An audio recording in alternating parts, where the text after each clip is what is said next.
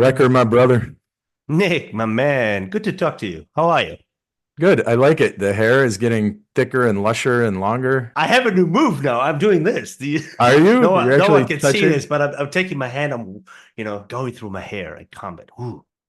Dude, if I had a lot of hair like that, I would go longer. I think that's what you got to do. Yeah. I'm going to go get my haircut. I just, at this point, have to be bald because if it gets a little longer, it starts looking like I'm doing a comb over here in the front. So it's like, yeah, awful. Yeah, as I said, I changed my strategy. Like as long as I have hair, I'm gonna wear it.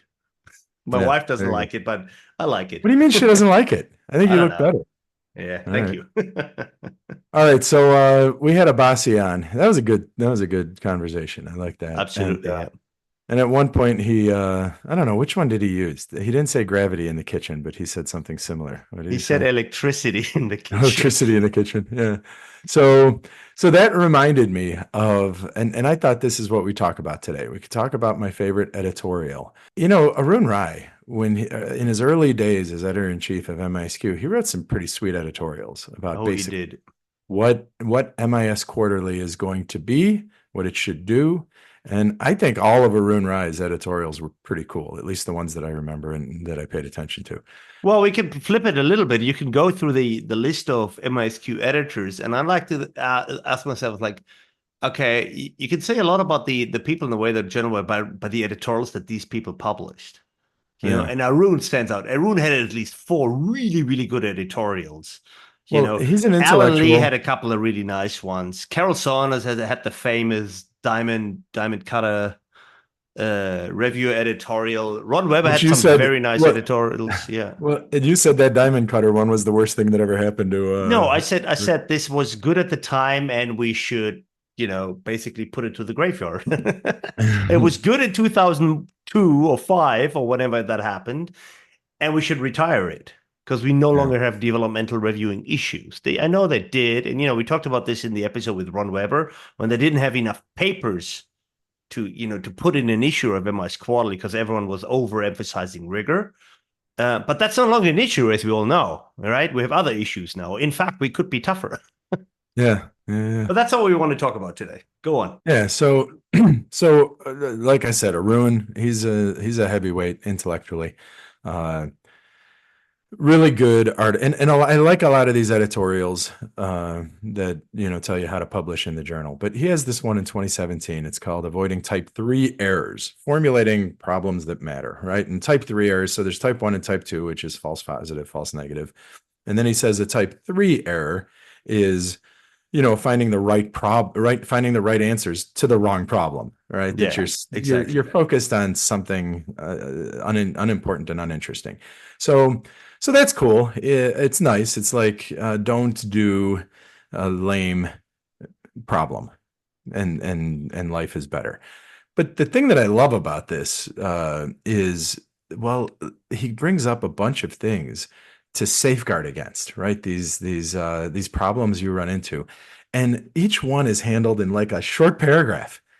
In a one And sentence paragraph, in fact. Like it's yeah, just like this is what the problem is. Yeah. you don't have to belabor it. You don't have to get in. He gives an example sometimes he doesn't really. And I want to go over these. We know what they are. So the streetlight effect is the famous one, where you don't look for your keys where you drop them. The drunk guy at the door drops his keys, and then someone walks by and sees him under the streetlight saying, "Why are you looking for your keys here? Did you drop them here?" He's like, "No, I dropped them by the door." "Well, why are you looking here?"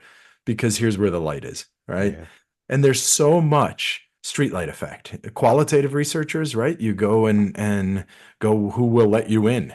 And so Exactly. so Exactly. You study the cases that you can get access to because you happen to know someone.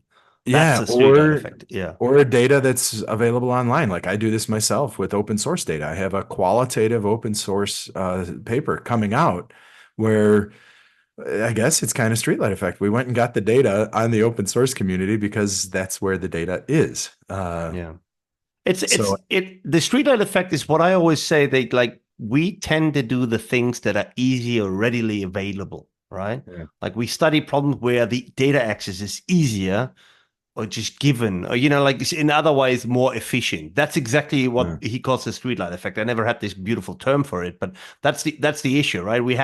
We see more open source data because it's easy to scrape data from GitHub. Simple. Yeah.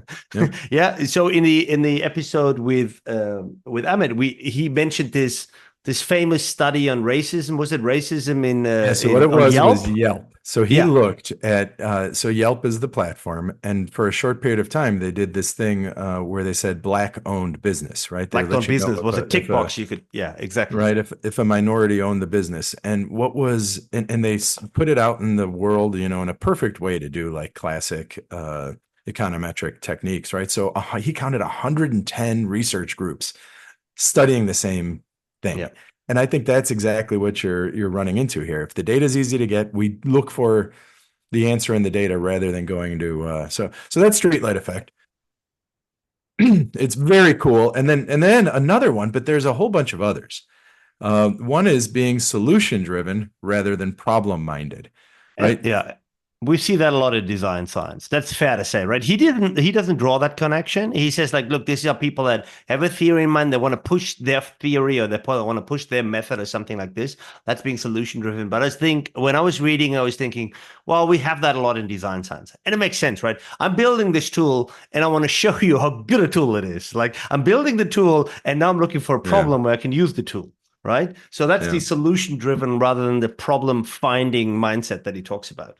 Yeah, where I saw a lot of that, maybe, I don't know, at this point it's probably almost a decade ago, when a lot of people would submit their topic modeling papers, right? Topic modeling was fairly new. Everyone could do it. So I would topic model a bunch of data and I would try to say something in a paper, but really I just wanted to do topic modeling, right? So Another way where you see that and connects to topic modeling is back then people they were doing text analysis as a better way of measuring psychometric variables. mhm. Like your perceived usefulness or whatever, perceived complexity, God knows.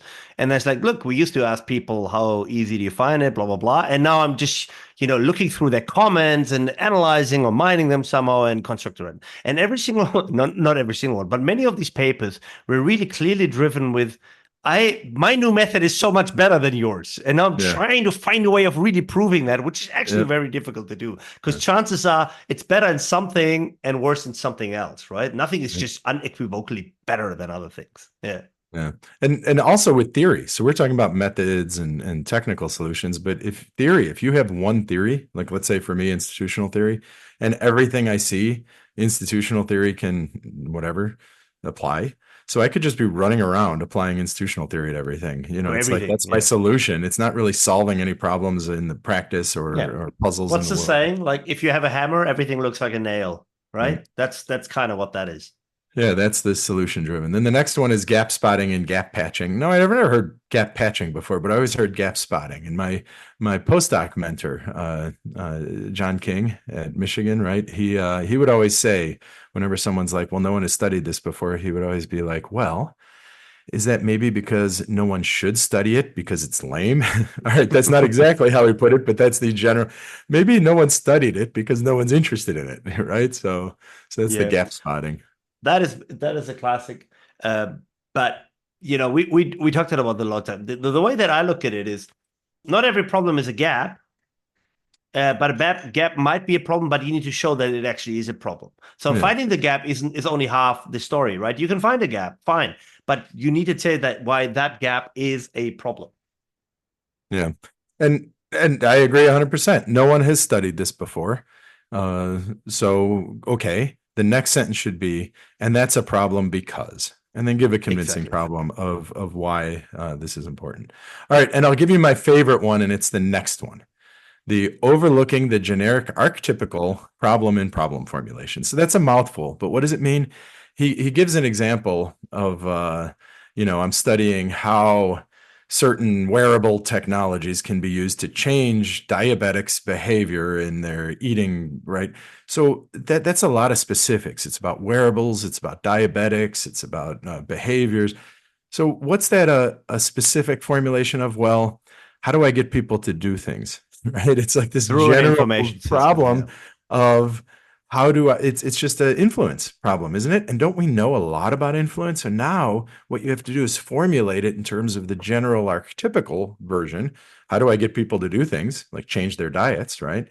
Then I introduce my information system. But then there again, how do we use information systems to get people to change things?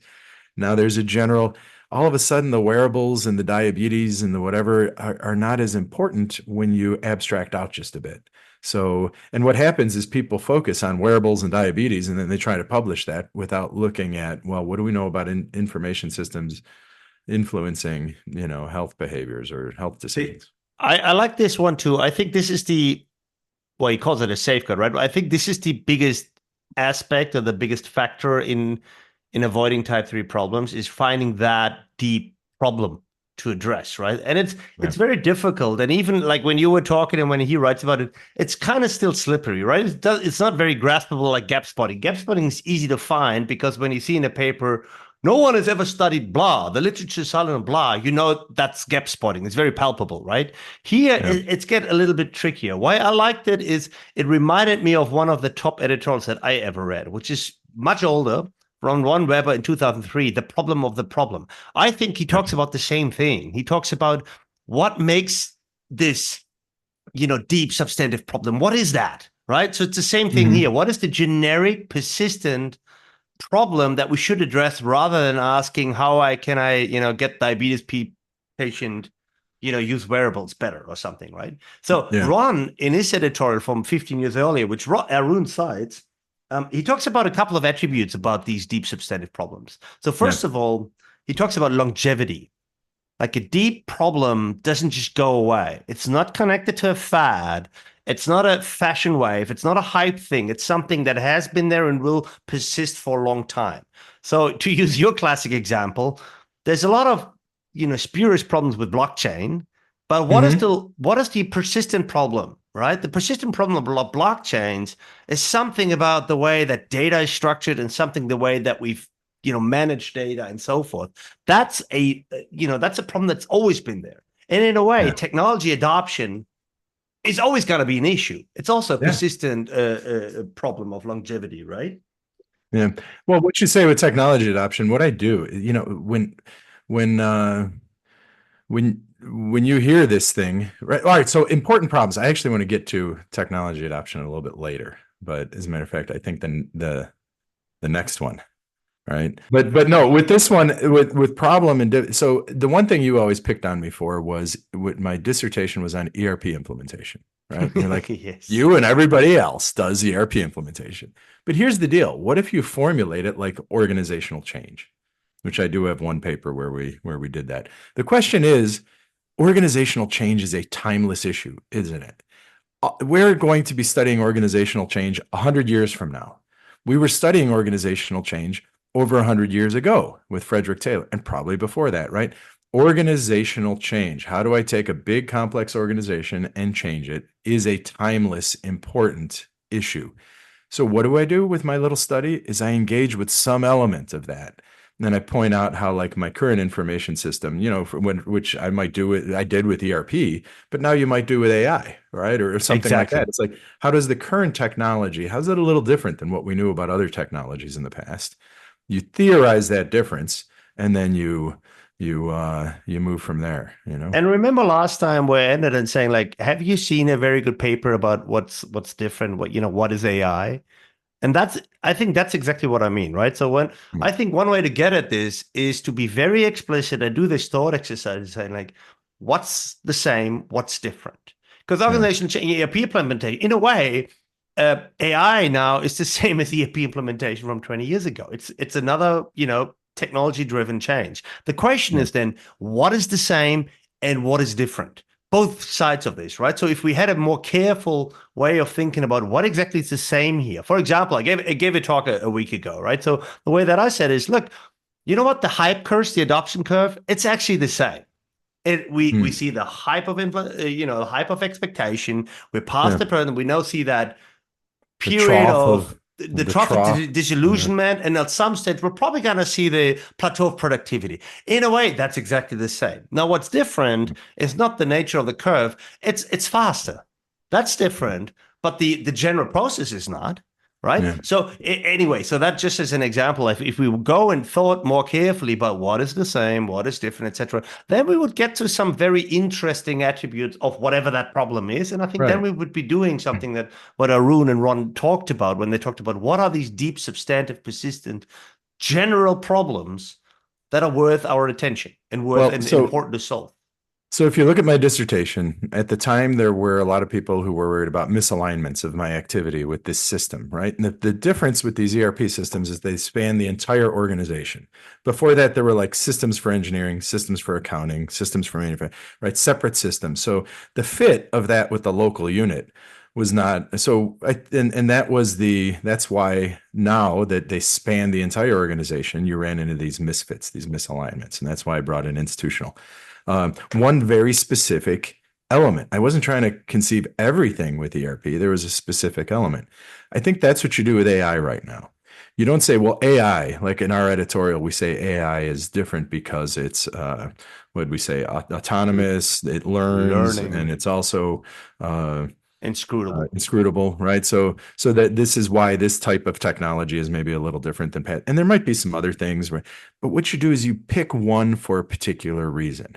You show how other technologies were maybe not inscrutable in this particular way, then or they didn't learn, and then you just theorize that thing for your contribution, perhaps, or yeah, and then you grab some sort of learning theory and maybe I don't know, but yeah, conceptualizing it, but then you have to base it on what came before. What's the archetypical problem? And it's just organizational change with technology in this particular case, right? And let me do another one, a little allude to Ron's editorial from 15 years earlier, because he Mhm. links the issue in finding such a problem to, I think, two, I guess, professional issues and training issues. He says, look, we learn methods.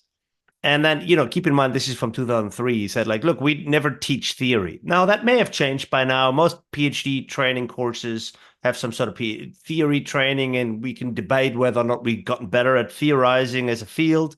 Mhm. Maybe, maybe not. But he said, like, look, we do this and we do this. We don't really train in finding important problems. And I think he's Mhm. right. And I think one thing he pointed to, which I think is more of an issue now, is we don't even care. He has this little passage where he says, look, when you go to a conference and he's saying like, hi, my name is Jan. What do you do? I used to say, oh, I do survey research or, oh, I do qualitative work or whatever, right? Mhm. So your identity was usually one of a method. Now you Oh, might come okay. up and saying like, oh, I'm Nick. I'm the institutional theory guy, right? Hmm. So you would answer, I'm that particular theory is part of your identity. Neither one of us would go out and say, oh, my name is Jan, my name is Nick. I'm the guy that looks at these particular type of problems. No one Hmm. does that. The problem finding is not part of our researcher identity. It's not part of our training, right? You much more often you really have conversations around I'm that method guy or I'm that theory guy. And I think Huh. that still persists to this day. And now we have an even more worrisome trend, which is now we don't even talk about problems that we want to solve. We Yeah. talk about, hey, we can write a paper about that. You know, Yeah. Yeah. Yeah. that creeps very often into our conversation. I think there's a paper there, or hey, why don't we work on a paper together? We never say let's Yeah. work on solving this problem together. We never Yeah. ever say let's go and find a problem. What we say is, hey, how about you and me? We get along very well. Let's write a paper together. That's not the Yeah. same thing, right? Yeah. No, that is a good. Well, so first off, that might not be true because I'm thinking of a couple of collaborations I started where you just do get into the conversation. You're like, hey, and we would say, let's write a paper about that. But it's because we came up with a problem together while we were discussing or arguing. So I Okay. can think a couple of those situations where that happened. But I do agree with you where most of the time it's not. It's, hey, will you help me with this paper? Or, hey, let's write a paper together if it's a friend. Uh, but there's that. The other thing you brought up with the identity, I think is really interesting because if someone asks me, what do I do? It's always, I don't have an answer. It depends on who's asking, right? Uh, Okay. Yeah. like if it's someone outside of information systems, I study organizations and AI, right? I That's figure what you that's good say. enough for them. Yeah. Yeah. Uh, I study AI in organizations or organizations in AI or something like that. So if it's just someone on the street or someone in I another always say discipline, I study how firms deal with digitalization.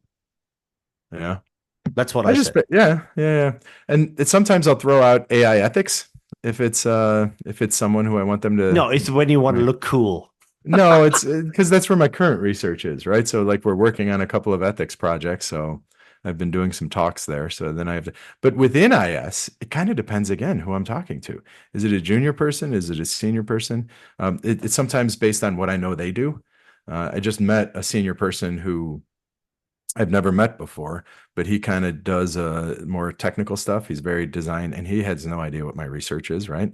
And I asked him what his was, and he told me, and he likes to play with AI and machine learning. And then I'm like, well, yeah, I generally do more empirical methods. I started with qualitative. So with him, we were talking about methods. We didn't talk about what we study at all. So yeah, I don't Yeah. know. So back to Arun Rise. We're going to go through all of these. All right. The one that, so we went through a generic archetypical problem in problem formulation, which I think is really important to get into a conversation. The next one is the answer to the question is derivative to current understanding. That's the gravity in the kitchen, Yeah. or as Abbasi would say, electricity in the kitchen. Electricity in the kitchen syndrome. Yeah, absolutely. And you get these papers a lot, and in a way, it's also a function of. This sounds horrible, but a lot of behavioral research, like that's very often like this because they all start with some theory and some measurements we already have, and in a way because they all want to be theoretical, so they basically draw upon very heavily on this one theory, and then puts you in a situation where very often you're re-evaluating understanding we actually already have from some other context. So that Yeah. happens quite a lot with And that type of research. the famous poster child is TAM, TAM, right? yeah, Technology of course. acceptance, or you taught, right, would be the mature formulation of TAM. But we know that ease of use and perceived usefulness drive use of technology. What I think is fascinating right now, Recker, is how many in other fields we have an interdiscipline. We have like this economist, and we're looking at these welding robot type things, and we're looking at, well, when are welders and organizations going to actually want to use these, and and it's like we should do a paper on adoption, right? How do we get them to adopt? And it's like, yeah, except that we know that as soon as it's Except easy to for, yeah. use and useful, they're going to do it. He goes, really? So the funny thing is, a lot of people don't know those things outside of being hardcore IS people, right? Tell me this. Like, I did a friendly review for someone the other day, and they said like, "Hey, we want to submit this to a AI special issue somewhere." Um, and our paper is on about AI adoption and something, something. And I was like, yeah, can you make it about everything but adoption? Can you make it about implementation? Can whatever, but don't make it about adoption. Because chances are the process of adopting and the factors that lead to adoption are exactly the same as every other technology. Why would they not be, right? So adoption is so overstudied that I tend to give the advice, don't look at adoption. Look at That is something implementation. Look else. at development. Look at, I don't know, downstream impact. Look at anything but the process of should we or should we not buy that thing or build that thing or use that thing. Would Yeah. you give the same advice? I do that. Yeah, yeah, yeah. Unless there's like so I'll give you one example. Right now, and this is probably the new TAM, but algorithmic aversion and appreciation, right? I think Deed Force maybe 2015 initiated this new conversation, and then in recent years and across fields, people are like, when do you use the algorithmic decision? When do you not, right? And if you go back to decision support systems in the 90s, they were studying a lot of this stuff, but everyone in this new branch ignores that previous stuff. And, there's this vibrant literature. So I actually think that what's going to happen is there's going to be this AI adoption stuff that doesn't know TAM, and they're going to create a new field around adoption of AI. Maybe. So, but Yeah, maybe. it could be. Maybe. I But I mean, think this algorithmic aversion and appreciation is kind of the new adoption, right? hey, we can spoof paper here. Didn't weren't you the editor on a paper that kind of like summarizes and like synthesized this literature on appreciation and adoption with this Yeah, young yeah, German lady? yeah. Jessapau with Jessica, exactly, Embasat. right? Yeah. That's a good paper. She Uh, sent me that paper. It's accepted, forthcoming.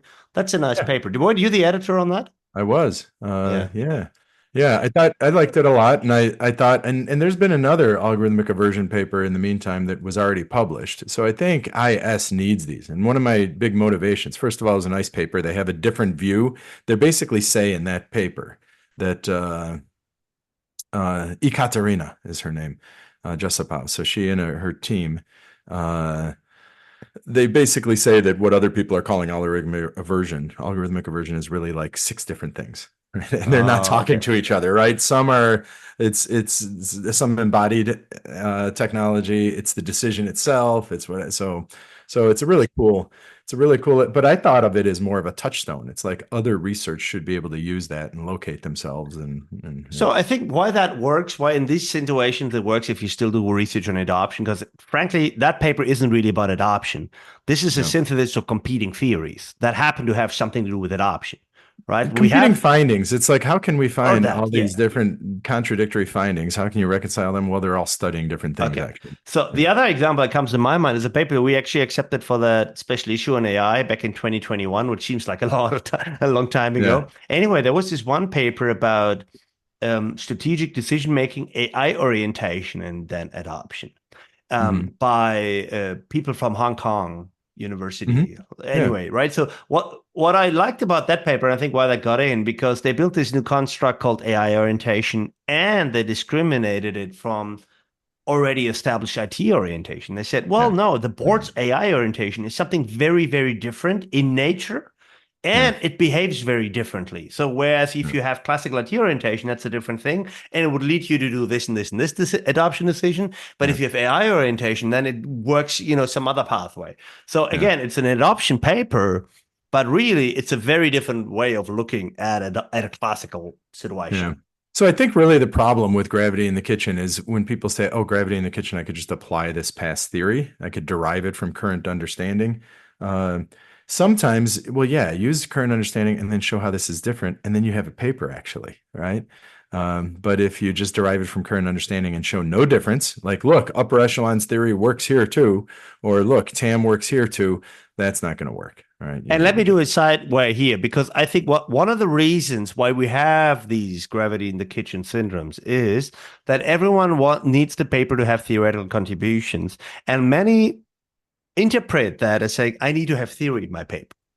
Yeah. So, they're doing whatever it is that they're doing, and then, oh, I need some theory. So they insert this theory, which then becomes the background section.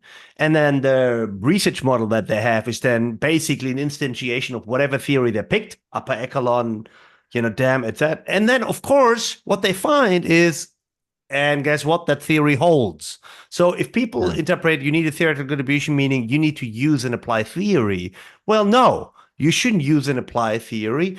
You should develop, or you should extend, you should advance theory, which is not the same thing. So, and if you mentioned older editorials, there's this one back in the day, and so Academy of Management Journal made a series. Who's that? Who's that? I need a comment on the Lego. What's he doing? What do you pick him up and shake him really hard? I'm not shaking. Hi. He built a little, like a spacecraft. Oh, With a that's laser. nice. Very nice. Let me. All right, he took off. He showed it to you. Good. All right, good. And you didn't even abuse him at all. You just kissed him. Okay. Yeah, because we're on camera. Because you're now doing a video podcast. Oh, okay. So if you weren't on camera, you would have hit him. All right. With the Sparrow and shakes. Meyer back in 2011. So the AMJ had this series of how to publish an AMJ back a decade ago or over a decade ago. And the Sparrow and Meyer one, it's about grounding hypotheses. And it's just, I always thought it was a beautiful editorial because, people don't tell you how to theorize. And the one thing they started off with saying, in the front end of your empirical paper, if you want to have hypotheses, this is typical hypothetical deductive is that they're talking about, is don't do a lit review. Isn't that cool? Like every IS paper is a lit review. They're like, make an argument.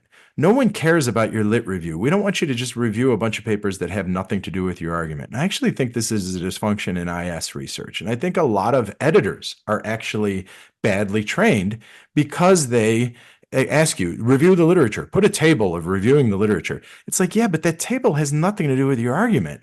Make your argument and you marshal the existing arguments in terms of citations that help you make your argument. So I thought that they make it, and then they also in that editorial tell you how to construct hypotheses. And Yeah. there, it's not we're not taught to do these things, and it's an No. art. You're absolutely right. And to be honest, I didn't know this. So you sent it to me, I read it, and I immediately liked it. It's very nice, very concrete, right? Yeah. And I fully buy your point about like we in our field, we don't do this well. And in fact, we sometimes have editorial feedback that I think is counterproductive. And you tied it to editors that are not good at this. I can cite editorials that are not good. And the one that I sent is a very famous one. Detmar Straub, Hmm. why top journals accept your papers, etc. He has this Yeah. list of Yeah. hygiene and motive. I think some of them are plain wrong. And Really? because he has this one and he says sufficiently uses theory. That's exactly the point that I was making earlier. Saying like, no, this leads people to put a theory in their paper, either Hmm. by then ending up with gravity in the kitchen, like showing that that theory also works here, or the point that you made. Well, now we have a theory in the background and it has nothing to do with the argument you're trying to make. So I think Yeah, this but is if you don't I, effectively use theory, then you're not indicating that you understand the general you don't understand the cumulative tradition because that's what theory is. It's the encapsulation of the cumulative tradition. I get that, but I think these are very different pieces of advice. And if you tell people you need to sufficiently use theory, quite literally, I think this is a misleading signal because people we interpret that as meaning I need to have a theory, meaning I need to have an existing theory and kind of plug it into my paper. And that's neither Mm. what you want to say, no, I guess what Detmar wanted to say, but I think this is what people often take away. And that's why we have these huge disconnect between here's a theory somewhere that I chuck in the back, and Yeah. then here's what I actually do. And these two things are not connected to one another. So Your that yeah. editorial that talks about it, and he mentions that this key point of coherence. I think this is very important. Like, where do all your concepts come from? How do they fit together? That's coherence, right? So, like, Yeah. you have, I don't know, technology, organization, culture, psychology, what the hell? How do all these different boxes fit together? Where do they come from? That's Yeah. coherence, right? And this, I think, is a huge problem because it goes to this laundry list. Like he has 27 factors, but they're not coherent. They don't fit together, right? Yeah. So I think So this I is think one of you're the manifestations of that issue of saying like you need more theory in your paper. so let's parse what you just said because I think it's important. Uh, when you read the term, you need whatever, more theory in your paper. What you're hearing or what you see when you see that is, oh, I don't have a theory. So I have to go grab one or two that may or may not fit and use them in a sense of they're not actually fundamental to my argument. I'm just using them as wrapping so that I can get my argument And Nick, across. like I know you come from a fantastic school, like you had great, seriously, but I didn't. This is what we got taught. Yeah. We would send our paper drafts to our advisors and the senior people around us, and they said, "Yeah, this is all nice. In good case study, so you need theory. Like, go find a theory, put it in your like, make it your section 2 of your Okay. paper." I swear to God, that's Okay. Now, exactly what we were told. It's like we yeah. need theory for that paper to be published. Yeah. All right, I get it, but and I agree that that particular behavior is actually quite silly. And what it leads to is a bunch of incoherent, theorizing around Exactly. the story you want to say. Absolutely. Yeah. Now, with that said, effective use of theory to me means I actually understand the theory, and that theory is what brings the coherence to all the constructs. Because it's the abstracted encapsulation of the cumulative tradition. What is theory? It's an articulation of existing knowledge. And am I effectively using existing knowledge to make my argument, right? So, and this is the beauty about that Sparrow and Meyer paper is that it's all, and if you read the editorial, it's all about, well, here, don't do this, but don't do the other extreme either, right? Don't do a theoretical or just patching in theory. And then on the other hand, don't do patch in theories. You need a real attention to, the substance of the theory.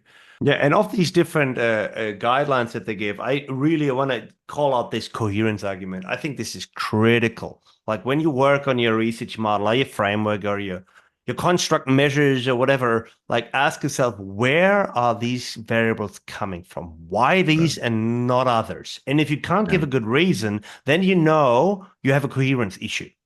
Yeah. Right. And Yep. theory might be the thing that gives you coherence. So, for example, you could say, look, I grabbed a technology construct, I grabbed an organization construct, and something about the market, because then I have TOE, I have these three things covered, and that fits in this theory, organization, environment theory. That would lend coherence to saying I take variables from these three levels. Sure, fine. That's more coherent Well, than not. yeah. But here's what I find sometimes, and this is, we've talked in the past about how sometimes people will substitute quantity for quality. So Yeah. you do like an empirical, inductive, I don't know, digital. I've gotten a few digital transformation papers where they basically say in order to have a successful digital transformation, you need to, and these are the findings, right? Have culture, trust, Yeah, yeah, yeah, yeah. a whole bunch of, and it's like, well, when you start listing Leadership, culture, support, trust, blah, blah, blah. leadership, all Yep, these yep. really big ideas that and you're starting to put that, then you might be too high. All right, maybe pick one, maybe reformulate the study about trust, review the literature on trust, and then see what you can say, right?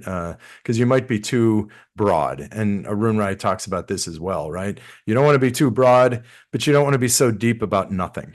You need to cut that, and this is the Goldilocks principle that he said. You don't want to try to do too much, and you do it superficially, but you don't want to go so deep into nothing that I'm not actually looking at leadership. I'm not looking at transformational leadership. I'm looking at a particular type of, right.